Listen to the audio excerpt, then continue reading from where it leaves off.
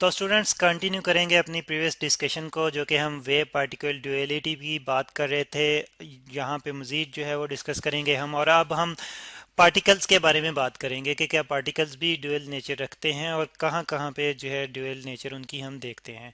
और पार्टिकल्स में अगर हम इलेक्ट्रॉन की बात करें, जो कि एक सब एटॉमिक पार्टिकल है। इलेक्ट्रॉन,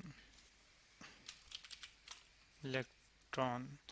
तो स्टूडेंट्स, इलेक्ट्रॉन के लिए सबसे पहले इसकी पार्टिकल नेचर के लिए जो एक्सपेरिमेंट किया गया वो जे जे थॉमसन ने किया।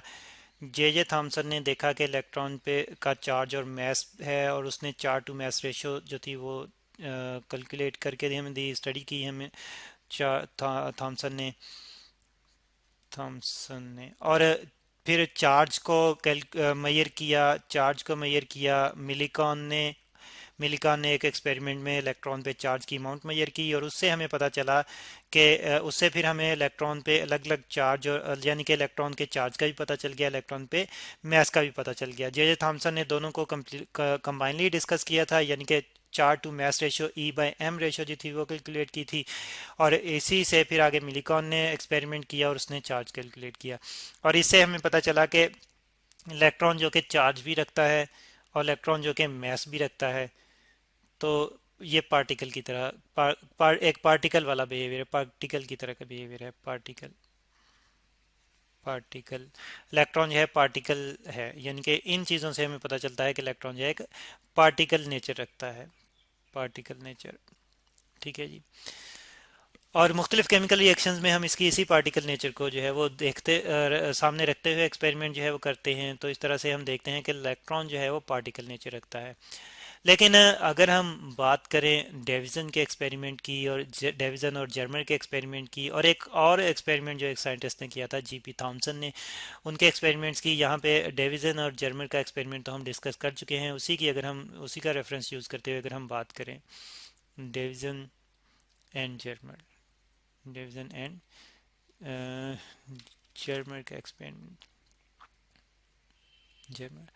तो इन्होंने देखा कि इलेक्ट्रॉन जो है डेफ्रैक्शन रिप्रेजेंट करता है, इलेक्ट्रॉन की डेफ्रैक्शन इन्होंने स्टडी की।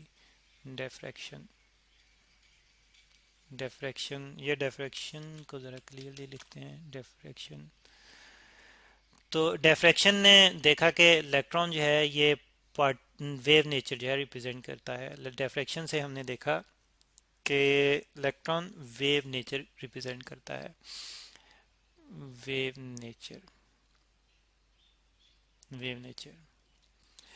तो इस तरह से फिर हम देखते हैं कि इलेक्ट्रॉन जो कि एक पार्टिकल है वो वेव की तरह से भी बिहेव करता है। और अगर हम दूसरे पार्टिकल्स की बात करें जिनमें प्रोटॉन, न्यूट्रॉन हैं, या एटम्स और मॉलिक्यूल्स हैं, तो स्टूडेंट्स वो भी, उनके भी बारे में फिर हम देखते हैं। एक्चुअली उनको भी एक्सपेरिमेंटली देखा गया है कि पार्टिकल नेचर तो वो रिप्रेजेंट करते ही हैं, लेकिन वेव नेचर भी रिप्रेजेंट करते हैं।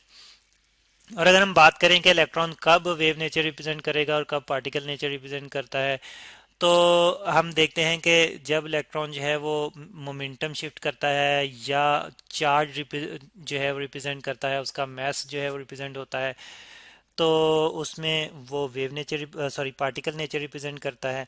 यानी कि अगर इलेक्ट्रॉन के रास्ते में हम कोई और इलेक्ट्रॉन रख दें या कोई एटम रख दें, तो वो उसके साथ इंटरेक्ट करके जो है पार्टिकल नेचर शो करेगा। लेकिन अगर उसी इलेक्ट्रॉन के रास्ते में हम क्रिस्टल रख दें, तो वो डिफ्रैक्ट करेगा और वेव नेचर रिप्रेजेंट करेगा। तो और फिर हम ये भी देखते हैं कि यहाँ पे भी हम जो है वो दोनों तरह के, इसकी दोनों तरह की नेचर्स, दोनों तरह के एस्पेक्ट्स जो हैं, दोनों पहलू जो हैं वो एक ही एक्सपेरिमेंट में स्टडी नहीं कर सकते।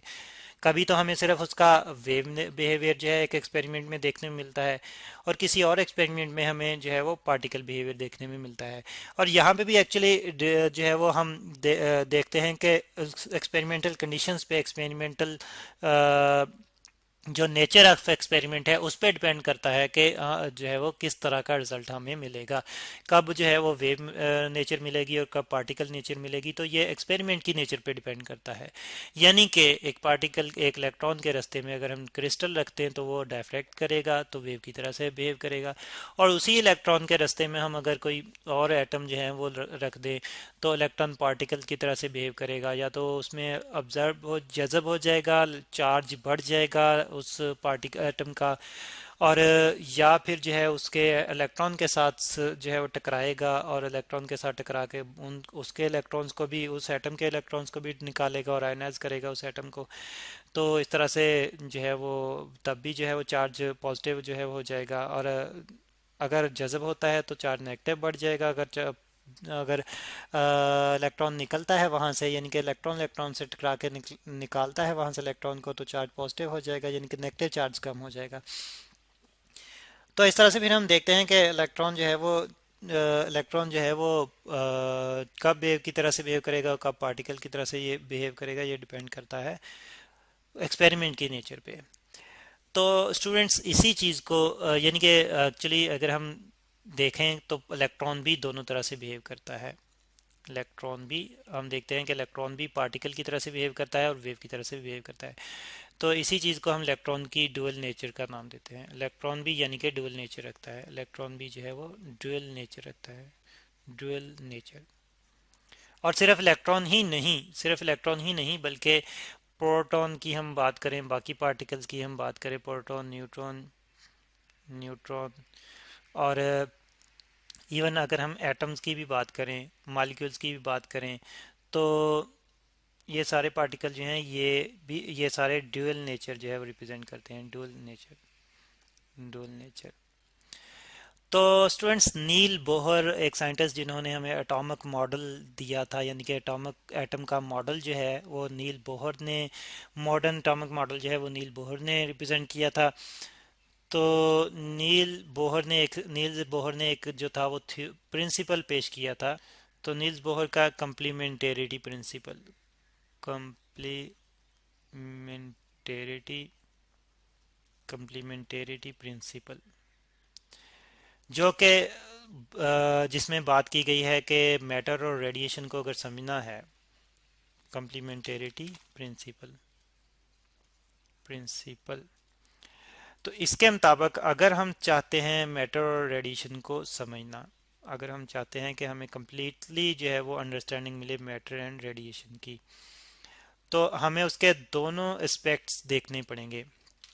दोनों एस्पेक्ट्स यानी कि हमें उसका वेव बिहेवियर भी देखना पड़ेगा, मैटर का वेव बिहेवियर भी देखना पड़ेगा, वेव एंड पार्टिकल, हमें दोनों नेचर जो है वो डिस्कस करनी पड़ेंगी। तो तब हम जो है कम्प्लीटली मैटर को भी समझ सकते हैं और रेडिएशन को भी समझ सकते हैं। और इस प्रिंसिपल को जो नील्स बोहर ने पेश किया था, कम्प्लीमेंटेरिटी प्रिंसिपल हम बोलते हैं।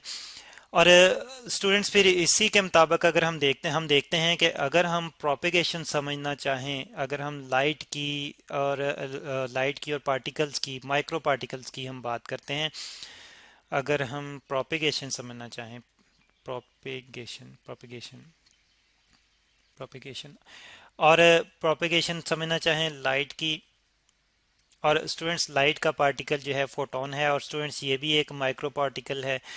तो लाइट की अगर हम जो है वो प्रोपेगेशन समझना चाहें, प्लस हम बाकी माइक्रो पार्टिकल जो हैं जिनमें इलेक्ट्रॉन, प्रोटॉन, न्यूट्रॉन, एटम्स वगैरह हैं, माइक्रो पार्टिकल, तो इन हम अगर ये देखना चाहें कि ये किस तरह से एक जगह से दूसरी जगह मूव करते हैं, शिफ्ट करते हैं, प्रोपेगेट करते हैं, तो ये चीज़ जो है प्रोपेगेशन जो है ये हमें इनका वेव फिनोमेना जो है जाहिर करती है, लाइट का भी और वेव नेचर, लाइट की भी वेव नेचर रिप्रेजेंट करती है और पार्टिकल माइक्रो पार्टिकल्स की भी वेव नेचर।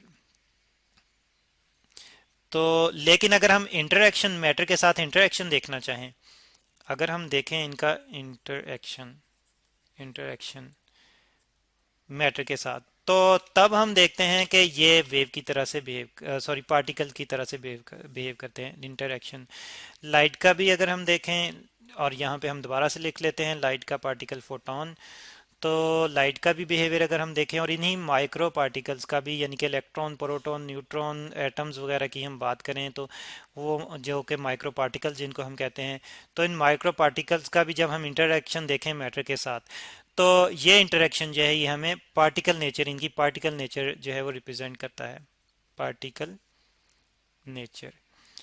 तो इस तरह से एक जगह से दूसरी जगह अगर शिफ्ट होने जा रहे हैं तो तब हमें उनका वेव नेचर देखनी पड़ेगी, और अगर इंटरेक्ट करने जा रहे हैं तो तब हमें पार्टिकल नेचर नज़र आएगी। तो दोनों नेचर्स हम स्टडी करेंगे तो तब हमें कंप्लीट बिहेवियर समझ में आएगा। और इसी कंप्लीट बिहेवियर को स्टूडेंट्स हम वेव पार्टिकल ड्यूअलिटी कहते हैं। इसी कंप्लीट वेव बिहेवियर को हम वेव पार्टिकल पार्टिकल ड्यूअलिटी बोलते हैं, ड्यूअलिटी। तो स्टूडेंट्स ये है वेव पार्टिकल ड्यूअलिटी।